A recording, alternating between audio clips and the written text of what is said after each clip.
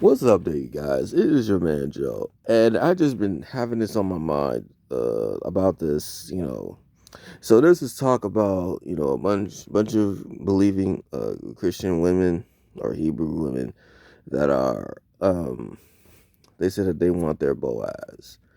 For those that who don't know, the Book of Ruth it talks about Ruth and Boaz how they got together, and Ruth was in a situation where something a very gust of wind destroyed everything, and suddenly her husband and her children died. So the mother-in-law decided that she wants to go back to her people and tell her two daughter-in-laws um, to go back to wherever they came from. One chick did, and the other one stayed with her and told her, whatever your people is going to be my people, and whether your God is my God. So next moment that they came in. So Ruth and her mother-in-law went back to her city. Ruth got on was I guess it was looking for some food or something, and Ruth was looking for some either hay or looking for some crops. Then until a very I guess from what I've understood is a very handsome, well-off man named Boaz saw Ruth and decided wanted to learn information about her and stuff like that. Um, then Ruth told her mother-in-law decided who was Boaz was, and he was a kinman of her tribe. So then next moment that you knew, and she changed her robes and stuff like that. And and one night until Ruth came to Boaz, decided to they were talking a little bit. I'm trying to sum things up. Until Boaz saw her, and he really, I guess they're gonna get married and stuff like that. Please read the Book of Esther so you can get more understanding of this. Okay, please, please, please, please, please. The reason why I wanted to talk about this is because a lot of women, uh, in the Christian and the Hebrew community is talking about like saying like, "Where's my Boaz? Where is my Boaz?" And it's usually women that have on makeup and weaving it up and or fake hair and stuff, and it just it to me when I heard their sermons and and stuff like that. It just, now not all of them, but it just seemed to me that they're giving you the like tickling of the words and stuff like that.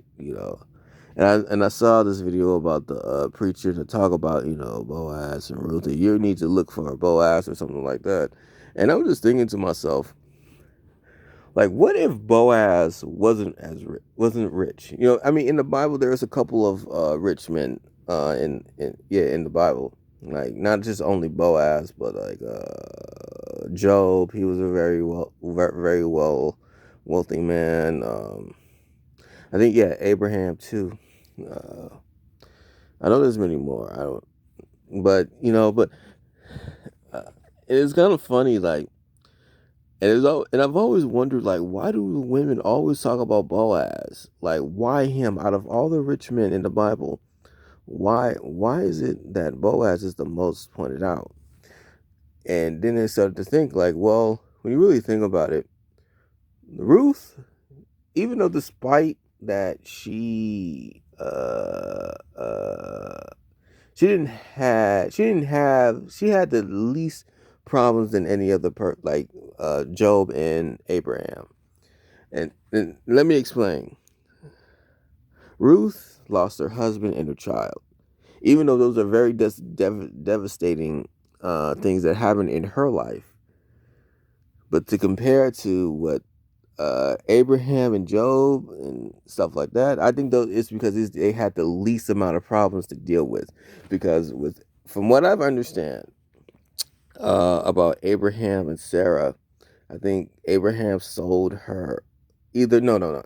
I don't know if she sold her or the king took Sarah because Abraham told her that that was his sister.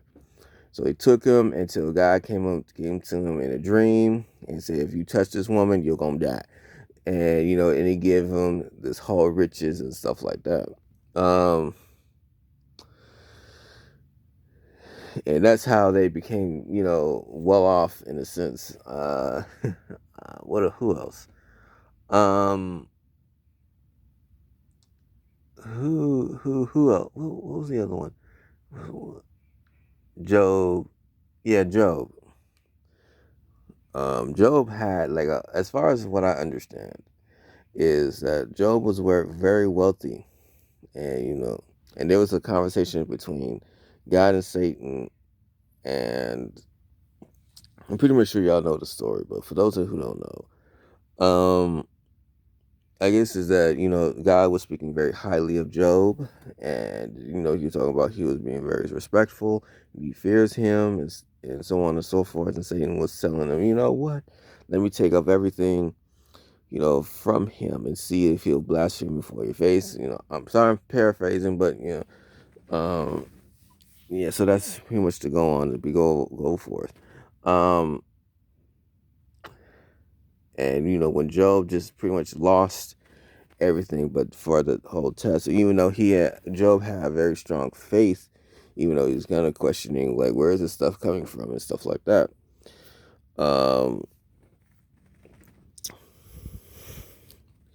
even though everything was going on, his wife came up and told him it's like blaspheme God and die. It was just like, wait a minute, aren't you supposed to be his wife?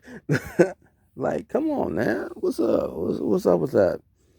The reason why I'm talking about this now is because there's a lot, even though those are situations that's happened to these people, that as far and the same goes for the book of Ruth, is that they like those are for me from what I understand in the book of Ruth is that there's a woman that's actually going through stuff.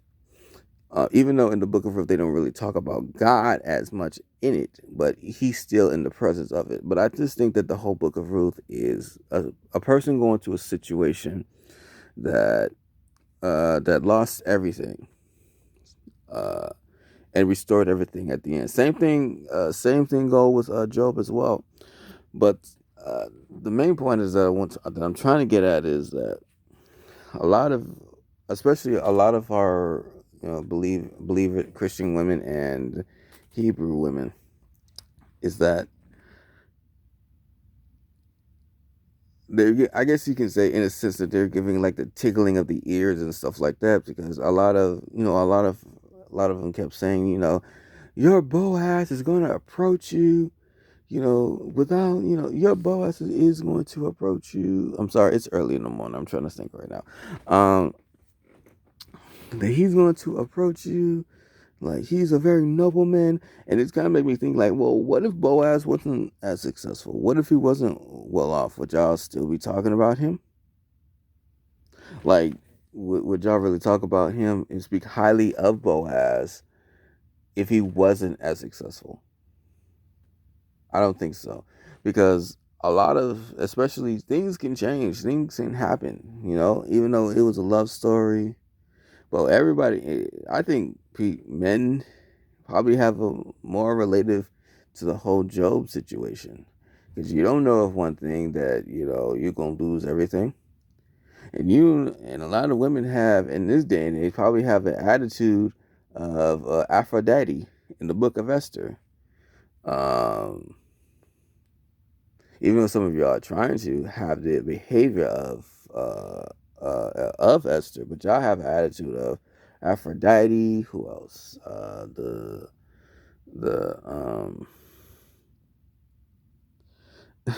I know there's a couple. I know there's another one.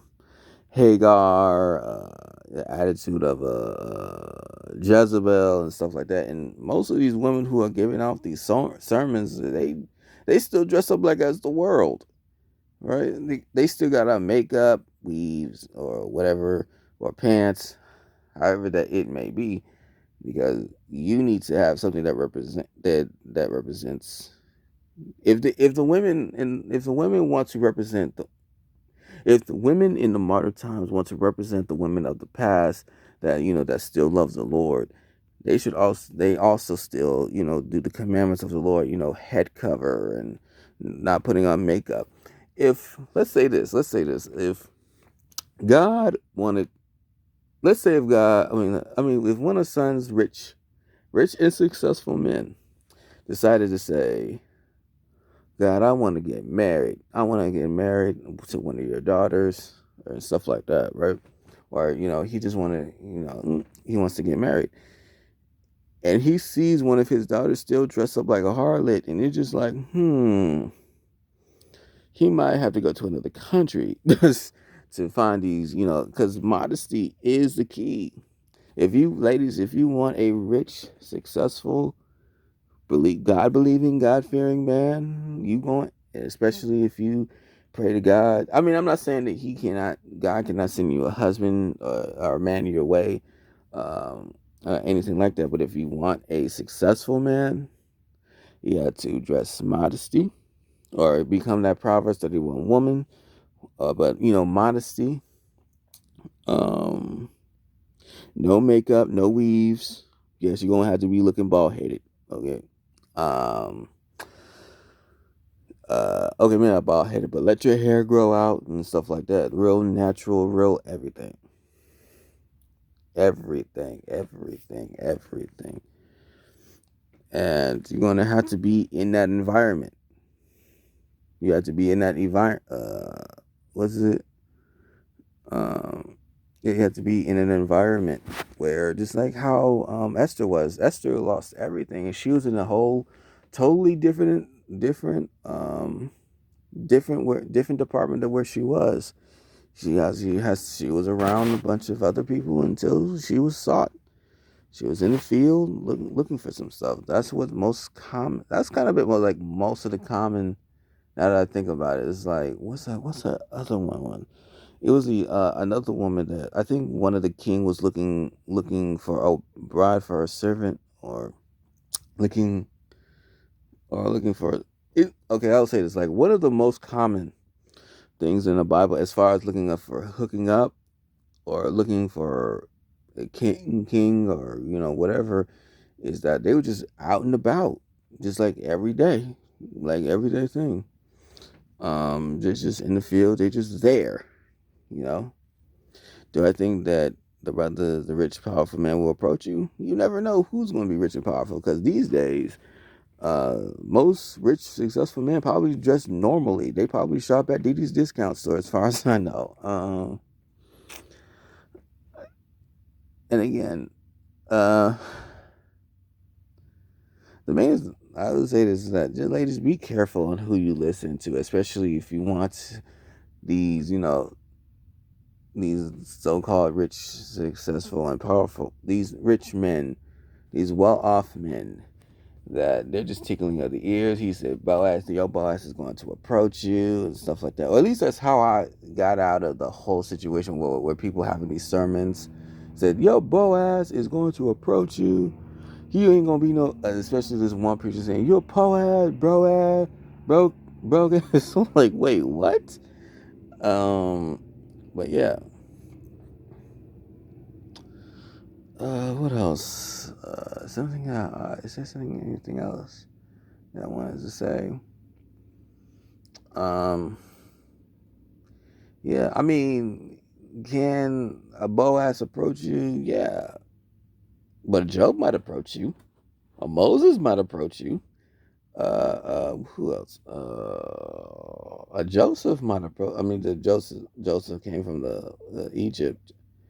Uh, I mean, any type of guy would approach you, But as long as they have the fear of God in him and keep His commandments and have the Holy Spirit of Jesus Christ and Abba Father Yahweh, I think everything should be good.